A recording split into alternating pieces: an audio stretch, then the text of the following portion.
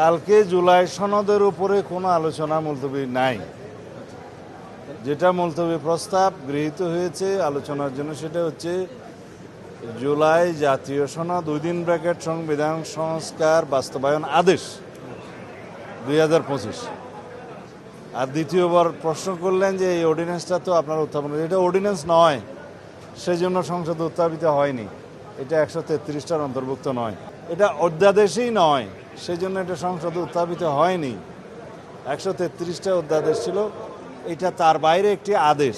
তা আদেশ সংসদে উত্থাপিত হয় না, এবং এই আদেশটা বৈধ কি বৈধ না সেই বিষয়ে জুডিশিয়ারিতে এখন চ্যালেঞ্জ হয়ে আছে, একটা রিটে রুল জারি হয়েছে। আর আদেশের বিষয়ে আমার অনেক বক্তব্য আছে। এটা রাষ্ট্রপতি আদেশ জারি করতে পারেন না, সেই এখতিয়ার রাষ্ট্রপতির নাই।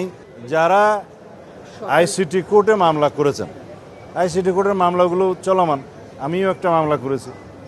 আর অন্যান্য আদালতে অন্যান্য আইনের অধীনে যে সমস্ত মামলা হয়েছে সেগুলো সেখানে আয়দার বিচারাধীন অথবা তদন্ত হচ্ছে অথবা যে কোনো প্রক্রিয়ায় আছে। আর বিচারের কাজ তো বিচারালয়ের, জুডিশিয়ারির। পুরো এখানে পুলিশের মন্ত্রী হিসেবে আমার কাজ হচ্ছে এটা তদন্ত করা, তদন্তের পোর্শন আমরা ত্বরান্বিত করব, এবং এই বিষয়ে যদি আরও কোনো মামলা দায়েরের থাকে সেটাও হবে।